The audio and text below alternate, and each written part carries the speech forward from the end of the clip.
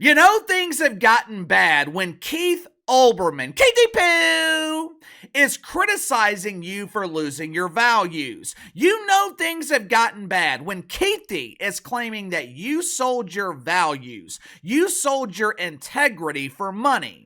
Now, of course, we have got to take this criticism from the patriarch of poo with a grain of salt. If given the opportunity, if there was a single mainstream media outlet that were interested, Keith Olbermann, he would sell his integrity to the lowest bidder. Only problem is he doesn't have any integrity to sell. Combine that with the fact that the entire mainstream media wants absolutely nothing to do with Keithy Poo, and you're left with a man in his 60s who spends his time whining on the internet while caressing his cats. Recently, it was reported that MSNBC had extended the contract of Rachel Maddow. Now, the extension was notable for a couple of reasons. Number one, Rachel Maddow agreed to take a substantial pay cut. She was making $30 million a year to work 1 hour a week. I guess she was feeling generous because now she's making $25 million a year to work those same 4 hours every month. Not a bad job if you can find it. What I don't understand is, why aren't parishioners at Woke United Methodist more upset about this substantial woke welfare? For years, lonely men have complained about Howard Stern. Howie! Lonely men have complained about Howie making millions while only working 3 days a week. But I never hear them complain about Rach making millions to work what amounts to about 2 days the entire year. Reason number two as to why this extension with Rachel Maddow is noteworthy, it's really not a reason, it's more of a question. And the question is, why? Right now, the worldwide leader in woke, ESPN, they are dangerously close to agreeing to an extension with Stephen A. Smith, where Stevie will be the most overpaid personality in sports media. $100 million for someone who averages 500,000 viewers. Someone please make it make sense. Now, I am not hating on Stevie for getting the money. If ESPN thinks he's worth $100 million,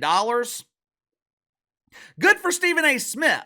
I'm asking, why is he worth $100 million? At least with Stephen A. Smith, you can come up with some justifiable answers. Of course, KC, Stevie is the hardest working man in show business. Plus, he's a huge draw.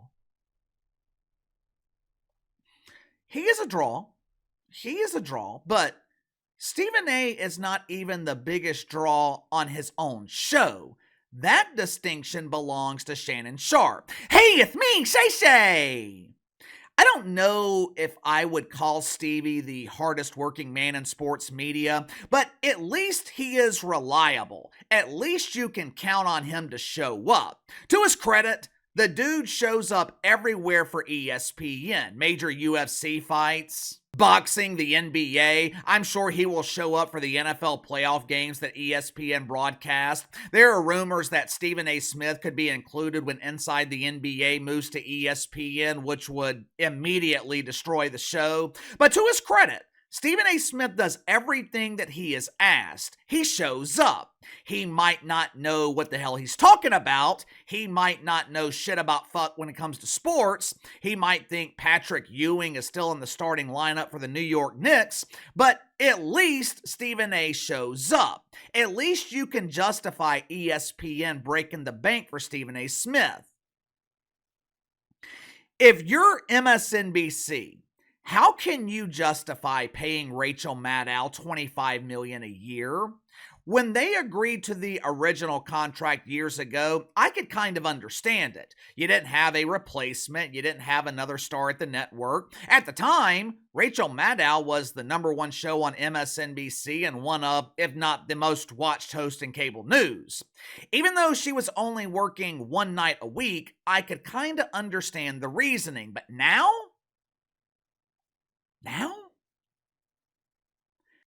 How can you justify paying $25 million a year to a host who just lost half her audience? If you haven't already, make sure to like and subscribe. You can follow me on Twitter at KC_BTL84. Link to the second channel in the description below. This morning on the second channel, we talked about Mark Gastineau and his weird, awkward confrontation with Brett Favre. Mark Gastineau is damn near 70 years old, and he is still upset about something that happened 23 years ago. I feel bad for the dude, but if you want to know the full story, head over to the second channel and check out the video. There have been a lot of excuses lately about the decline of cable news. I have literally heard it all. Initially, they were blaming these ratings declines on viewer fatigue. We have sore losers in our audience. They're mad, they're scared, they are downright frightened. They are worried about living the next 4 years under the tyrannical oppression of the Orange Man. We are trying to incite their fears, comfort them, but they refuse to watch us. I've heard the classic excuse that everyone makes when their ratings are sharing the pooper with the WNBA's public image. It's cord cutting, damn it! Scissors should be illegal! People are using these dangerous weapons to viciously cut coax cable.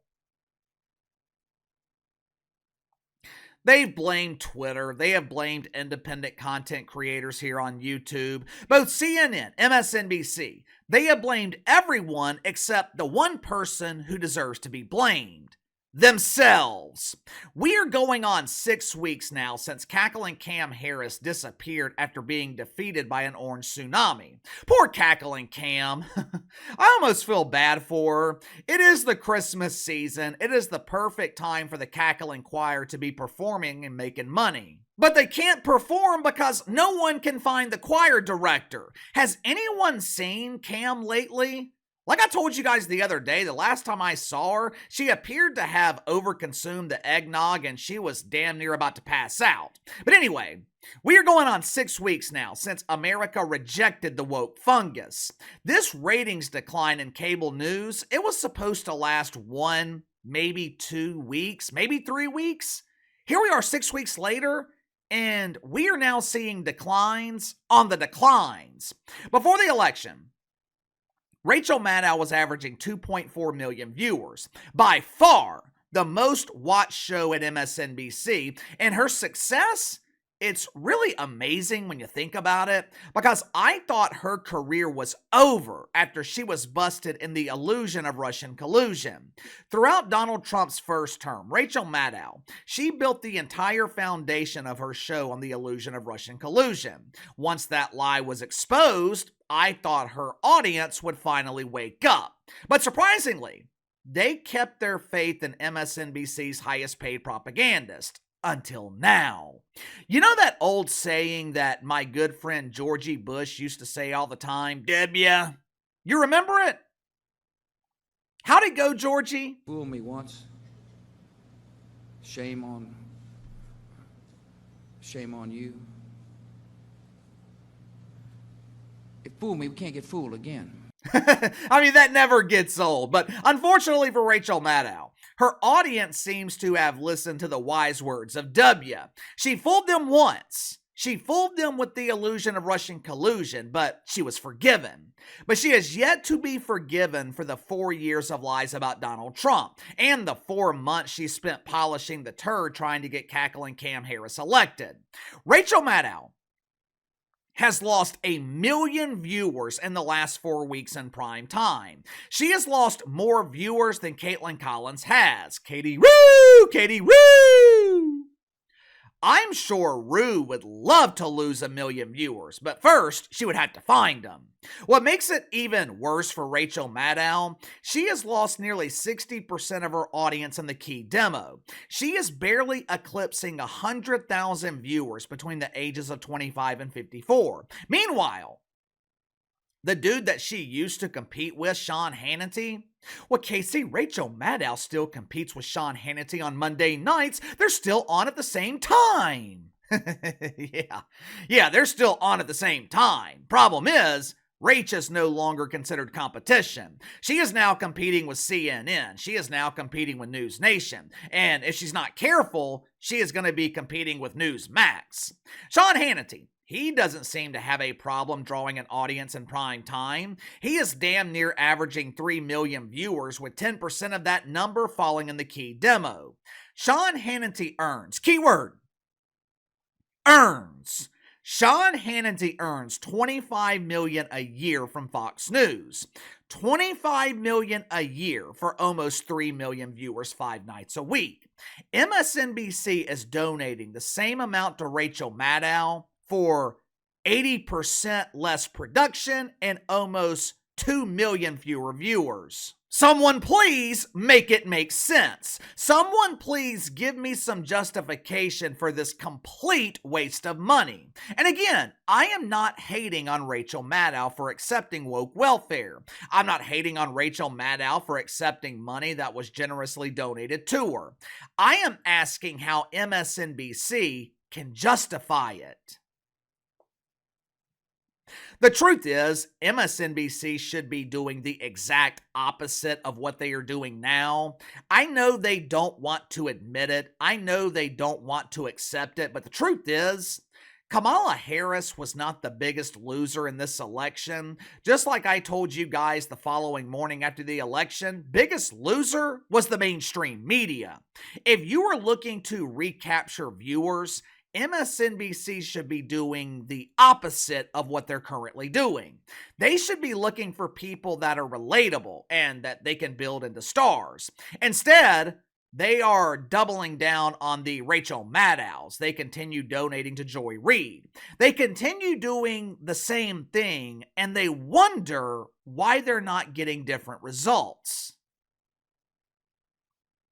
Give me your thoughts on this. Rachel Maddow is drawing her smallest audience in years, yet for some reason, MSNBC extends her contract. She takes a $5 million pay cut, but still only works 1 day a week. Make it make sense. Why would MSNBC do this? You tell me. Sound off in the comments below. I'll see you guys tomorrow.